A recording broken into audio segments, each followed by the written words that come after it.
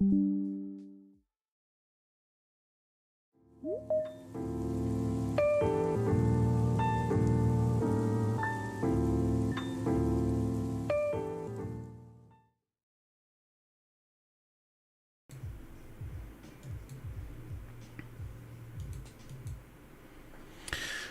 morning, good morning.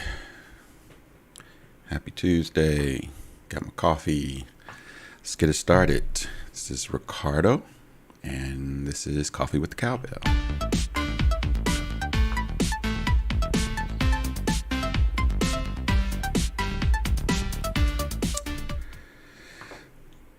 Ricardo Wilkins, Resident Teams Geek. Thanks for joining. Let's get going and get you started on your work day. For those on the East Coast, happy dreams to those on the West Coast.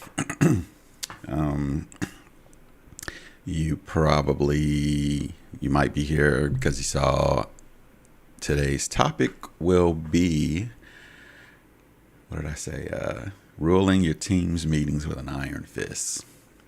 Essentially, thought I'd go through a few strategies for control. I know these are strong words, but controlling your meetings, so that they run efficiently. And I think this topic for me just came up, as long as we've been doing meetings and, supposedly getting good at it, I keep finding myself in meetings that are not well controlled, even though the tools are there to make them run more efficiently. So I just want to go through a few strategies with this, kind of intent of kind of showing you how you have the power to help your meeting be more efficient. So let's jump over to this guy. Let's see, am I in the right spot? Nope, that's not the right window. There we go. All right. So this is going to come in a couple of flavors. Let's start with just getting in a meeting. So I'm going to do a quick meet now, just to fire up a meeting on the fly. And you know what? Let me think. Well, I'll come back to that. So let's just jump in here. And let's add some people. So Deborah. Let's see. Oh, wait, I'm in the wrong. All right, I didn't want to be here. Let's that's Deborah. Let's go into my account here and come here. Get a meeting started. I wanted to bring Deborah into this meeting. So we're going to get a meeting started. And we are going to bring in Deborah. So this lets us see how to bring someone in. Invite. Type their name. She's in the org, so she'll come right up. I'm going to do request to join. I happen to have her right here. So she's accepting. And then, so she's in the meeting. I want to add another person. Let's, I got Nestor here, even though he's from a different tenant, but let's give that a shot. Let's just add the administrator here. Administrator. I didn't really. Okay, we'll come over here, back to the meeting. Okay, and then we'll add admin.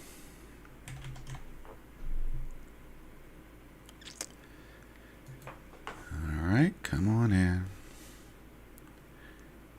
And to go to the admin and should be getting an invite here in a sec. Let's try that one more time. Request to join. It's calling. There's the invite. Join. All right, so we got a bunch of people, well, not a bunch, but we got a few people in this meeting. Now, you saw I kind of did a quick ad hoc meeting creation, and with that, everybody comes in essentially with all rights, okay? And checking the chat here, there's a question: Is this a tutorial based on best practices, or is this an exploration of capabilities of the tool? And I would say it's both.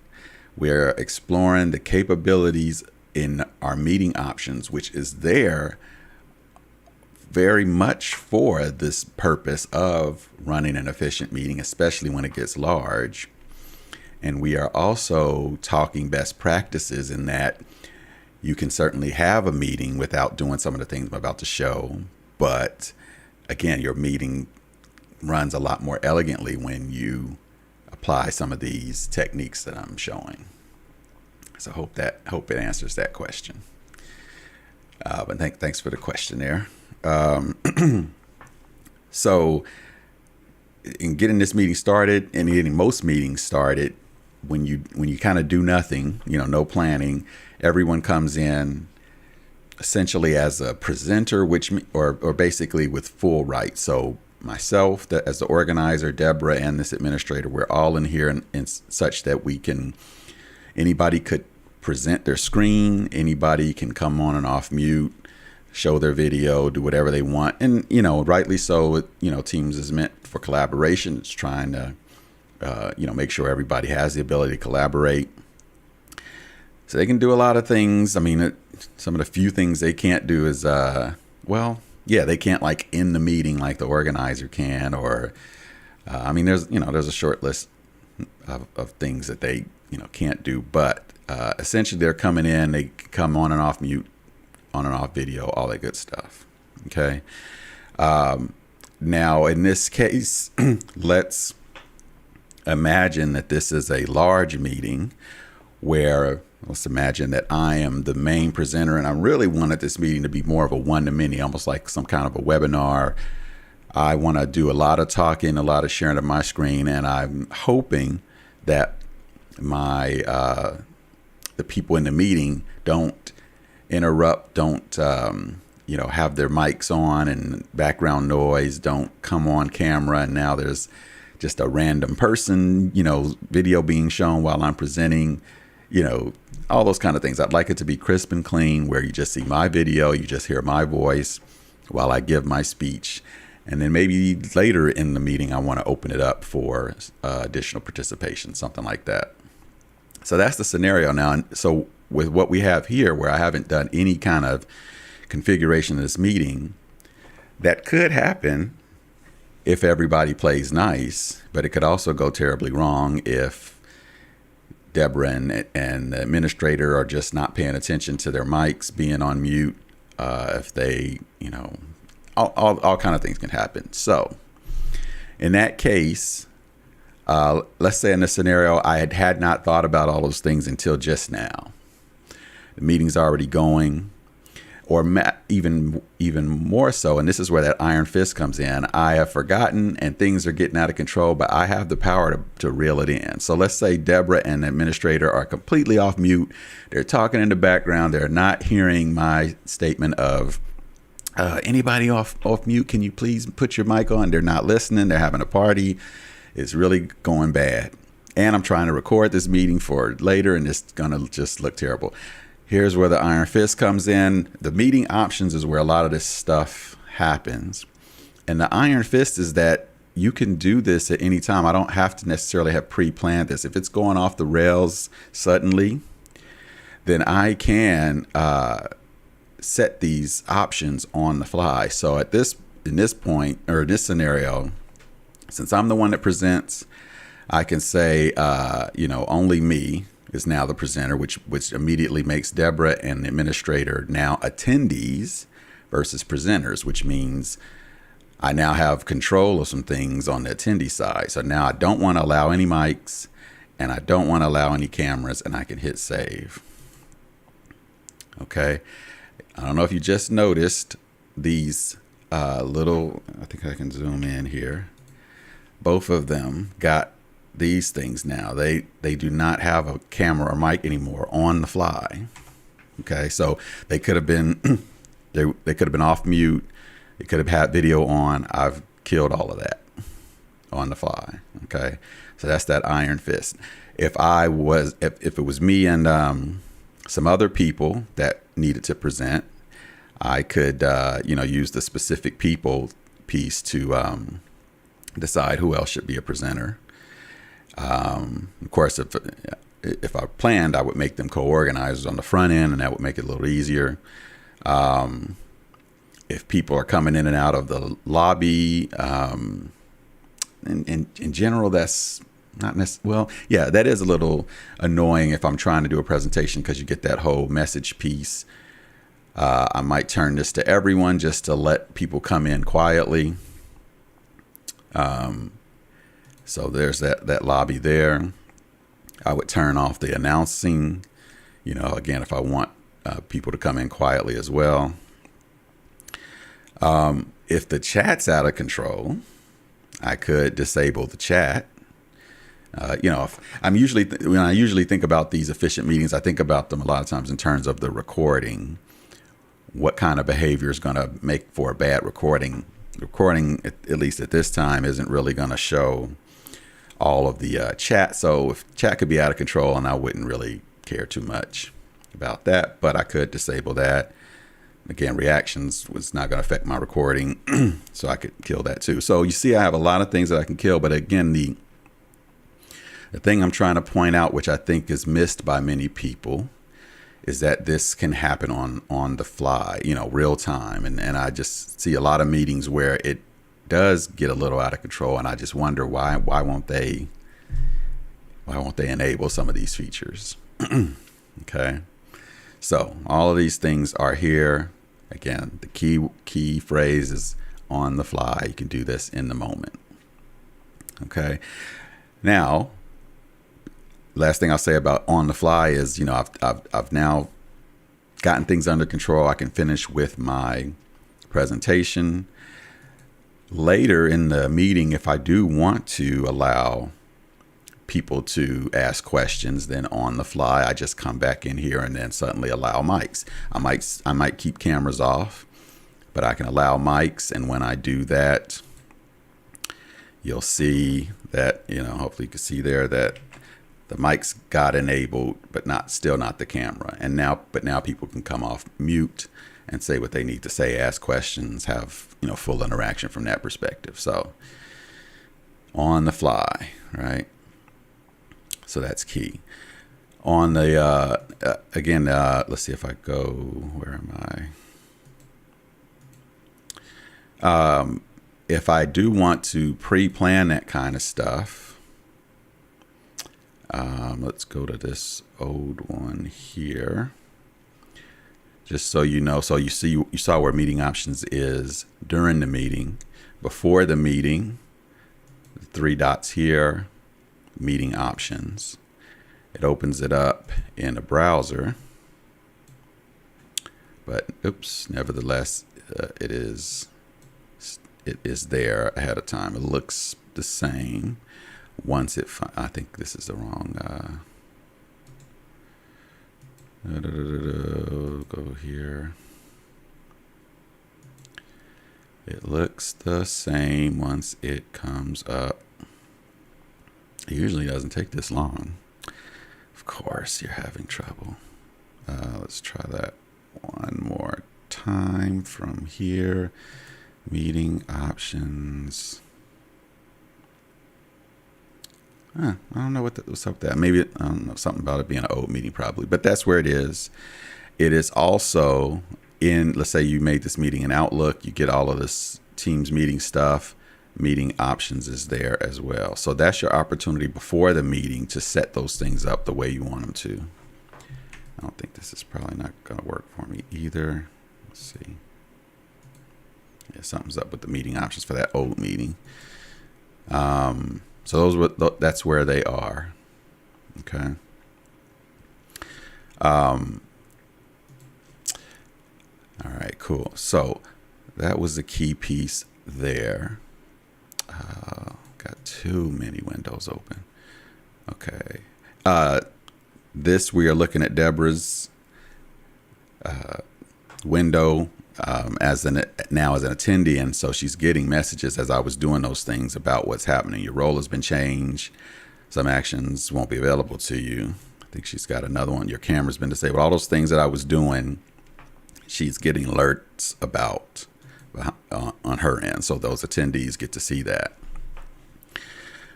which is also a good thing. You know, it's not like you secretly disable anything.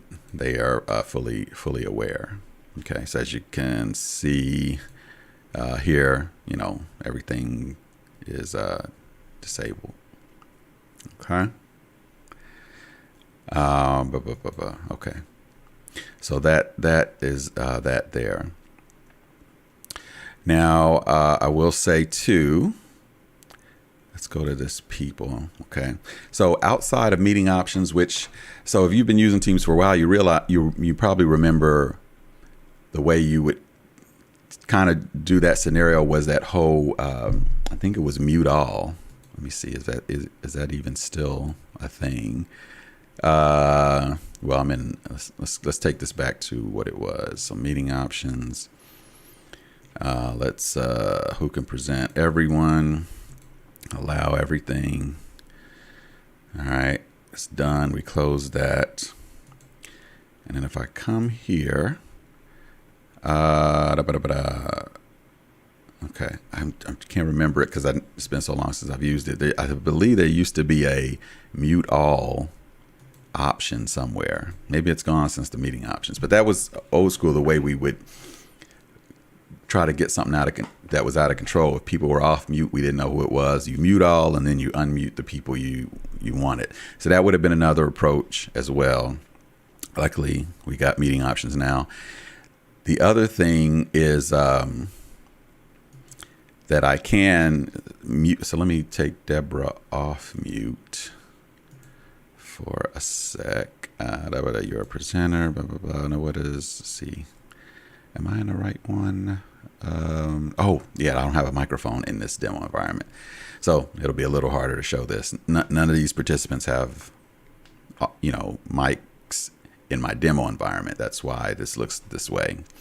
But if Deborah was off mute, I could mute her. I can't unmute a person. That's a privacy issue, but I could mute her.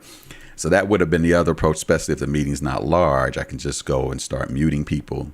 You got 1,000 people in the meeting, which is possible, then going and muting everybody is probably not the best approach. Then also, if I happen, if I happen to know, or, if I don't know, if it's like one person, maybe if I suspect or if I happen to know who that person is, sometimes it's hard to find them if this list is long and you got to scroll. I will say another tip for finding the culprit is, if I could type in Deborah, it could say she's in this meeting, and then I can, mute her from that perspective. So I can find people if I know their name, if I know who I think the culprit is, I can find them. As I said in another one of these sessions, one way I find culprits for, being off mute is I turn on live captions. Once I do that, they start, you'll see the words of whoever's speaking, usually the presenter. But if, depending on the noise of the person, that another name might come up and it might not even have words there. But that is my telltale sign somebody else is off mute. If I see their name pop up in a caption, then I can go put their name in, hit mute, all that good stuff. That's manual. That's a lot of work. Well, to me, it seems like more work than good use of meeting options. But that is another way to kind of get things under control. Okay, so I can mute folks. I can make people an attendee on the fly, which could be another approach because, if I could have, let's go to meeting options. I could do this, not allow mics for attendees, not allow camera for attendees, but I keep who can present everyone the same. If I save that, that's not going to change anything in a traditional meeting because, as you can see, everybody is an organizer. So that those clicks are for attendees. So in order for it to take effect, I need to make Deborah an attendee, change her role, and then you can see now she's lost her camera and mic there. She's now an attendee. So that could be a way to, do that. Now, again, if I got 1,000 people in here, that's not going to be too effective unless I'm only, and this would be a little awkward, if I'm only making attendees out of people who are causing trouble, and then you got this short list of attendees that's like putting people in the corner. So, that would be a little weird, but that could be another way to do it as well. Okay. Maybe when teachers use this with students, maybe they would do that. I don't know.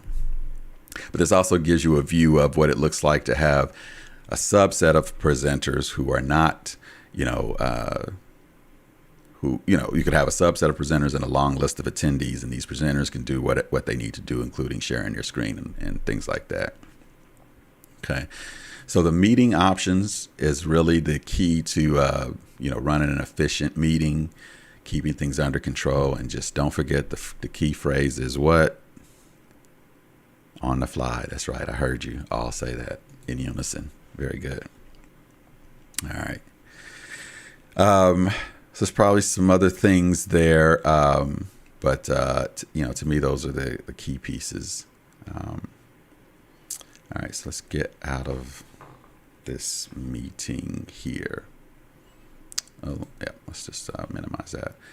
You can see this is the administrator who was in the browser. They were getting the same messages. They look a little different than if the person was using the desktop client. Okay. All right, so just real quick, those are, again, some key areas for controlling your meeting, ruling with an iron fist. In the future, I may come up with, some more of those, but hopefully that helps. I do want to get you started on your day. So finish up your coffee. Have a great Tuesday. Hope you enjoyed it. This has been Coffee with the Cowbell.